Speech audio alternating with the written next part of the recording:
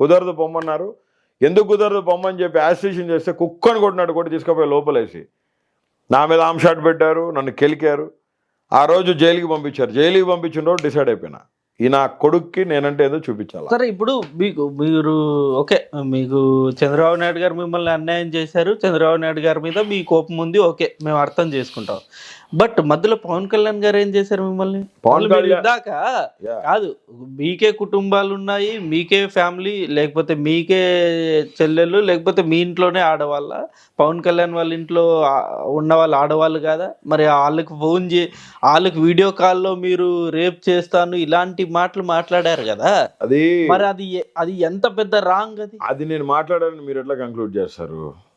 నేను మాట్లాడేది వీడియో ఎంత వైరల్. అరే భయ్, సుంకర దిలీప్ అనేవాడు మహాసేన రాజేష్ని తిట్టిన మాటని మార్ఫింగ్ చేసి కట్ చేసి పెట్టాడు. ఆ వీడియోలో కటింగ్ ఉంటుంది, గ్యాప్ రాకుండా ఉందా వీడియో చూడండి.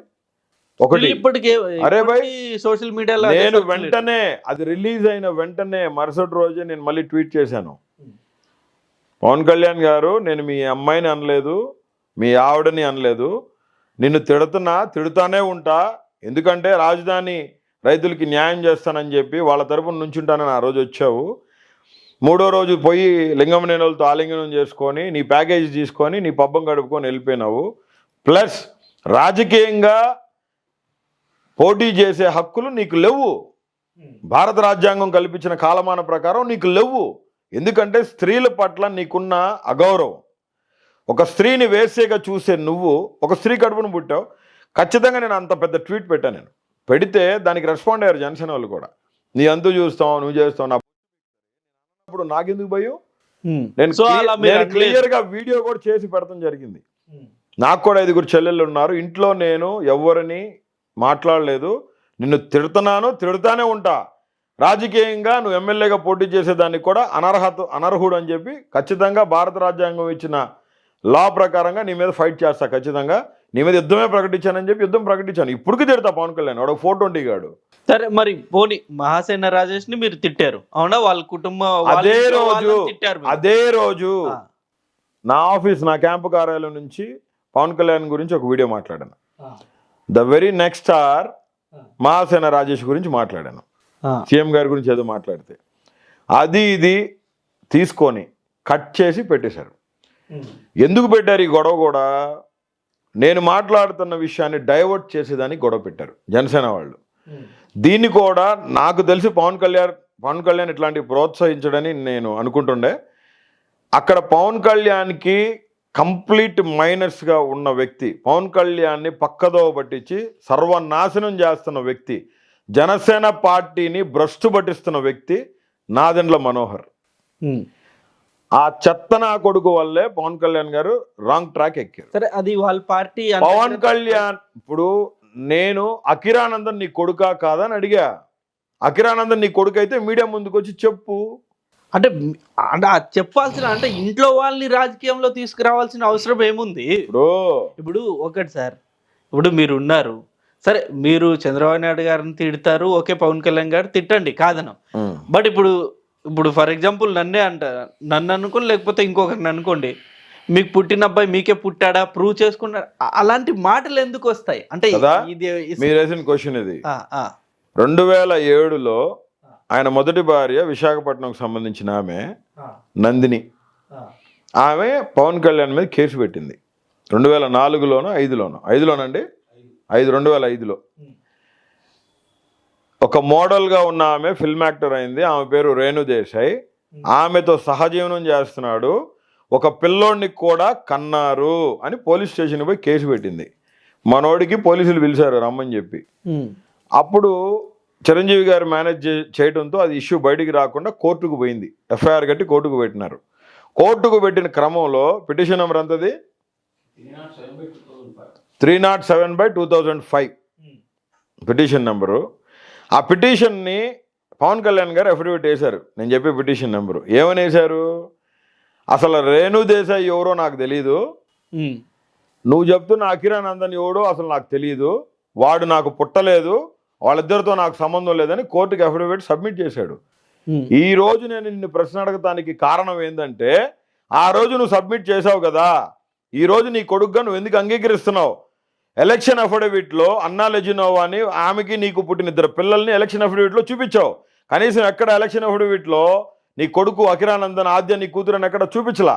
ఇవాళ నువ్వైనా నేనైనా సమ్ ఎక్స్‌వైజెడ్ అయినా ఎలక్షన్లో పార్టిసిపేట్ చేయాలి, ప్రజాక్షేత్రంలోకి పోవాలి, ప్రజల మధ్యలోకి పోవాలి అంటే భారత రాజ్యాంగం ఇచ్చిన స్వేచ్ఛా స్వతంత్ర హక్కులు నీకేమేమి ఉన్నాయో వాటి ద్వారా నువ్వు సంపాదించుకున్న ఆస్తులు, నీ చరాస్తులు, నీ స్థిరాస్తులు, నీ కార్లు, నీకున్న బంగారం, నీకున్న భార్య, నీకున్న పిల్లలు, నీ మీద ఉన్న కేసులు మొత్తం కూడా అఫిడవిట్ చేసి ఈరోజు నువ్వు ఎలక్షన్ కమిషన్కి సబ్మిట్ చేయాలా.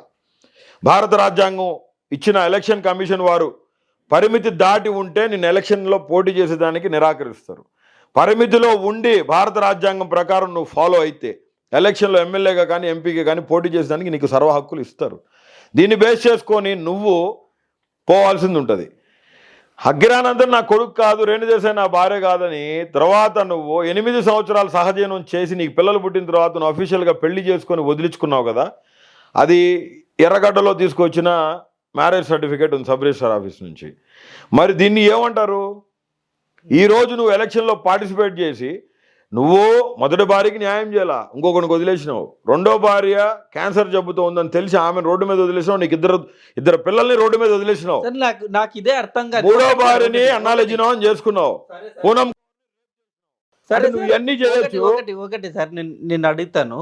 ఇప్పుడు పవన్ కళ్యాణ్ గారు మీరు ఇవన్నీ చెప్పారు, నేను బాగానే ఉంది. బట్ వైసీపీ నాయకులకి ఆయన ఎన్నోసార్లు సమాధానం చెప్పారు. ఈవెన్ జనసేన నాయకులు కూడా ఎన్నోసార్లు వీటి మీద క్లారిటీ ఇచ్చారు. ఏమని? అసలు వాళ్ళు ఎవరైతే ఈ పెళ్ళిళ్ళు చేసుకున్నారో వాళ్ళు ఎవరైనా సరే పవన్ కళ్యాణ్ గారి మీద కంప్లైంట్ ఇచ్చారా, మాకు మోసం చేశారని చెప్పేసి, లేకపోతే మమ్మల్ని బయటకు నూకారని చెప్పేసి ఎవరైనా కంప్లైంట్ ఇచ్చారా? ఈ ముగ్గురులో ఎవరన్నా ఇచ్చారా? పోనీ ఇంకోరు మీరు అన్నట్టు ఇంకో XYZ ఇంకెవరన్నా కంప్లైంట్ ఇచ్చారా? వాళ్ళకి లేని బాధ మీ వైసీపీ నాయకులకి ఎందుకు, మీకెందుకు? నీకు ఒకటి ప్రశ్న నేను కూడా వేస్తా, సమాధానం చెప్పు. నీకు ఒక చెల్లుంది, ఆ చెల్లిని తీసుకుపోయి పవన్ కళ్యాణ్ లాంటి ఇచ్చి పెళ్లి చేస్తావు. పవన్ కళ్యాణ్ ఎవరు? ఒక హీరో, చిరంజీవి తమ్ముడు. చిరంజీవి లేకపోతే పవన్ కళ్యాణ్ అనేవాడు జీరో. పవన్ కళ్యాణ్ అనేవాడు జీరో, ఒక సైకో. నీ చెల్లిని తీసుకుపోయి పవన్ కళ్యాణ్కి ఇచ్చి పెళ్లి చేసావు సపోజ్ అనుకుంటాం. నీ చెల్లితో సంసారం చేయకుండా నీ చెల్లిని చిత్రహింసలు పెడతా ఇంకొక ఆమెను తీసుకుపోయి ఆమెతో సహజీవనం చేసి ఆమెతో మీకు మీ చెల్లికి తెలియకుండా పిల్లోడిని కానీ వన్ ఫైన్ డే నాకు నువ్వు వద్దు పోమని చెప్పేసి కాపురం చేసేదానికి ఇంటికి కూడా రాకుండా ఒక 2-3 నెలలు మొహం తప్పిస్తే నువ్వు మీ నాయన ఊరుకుంటారా? సరే మీరు చెప్పిందా, నేను అడిగిన దానికి సూటి ప్రశ్న సమాధానం చెప్పు.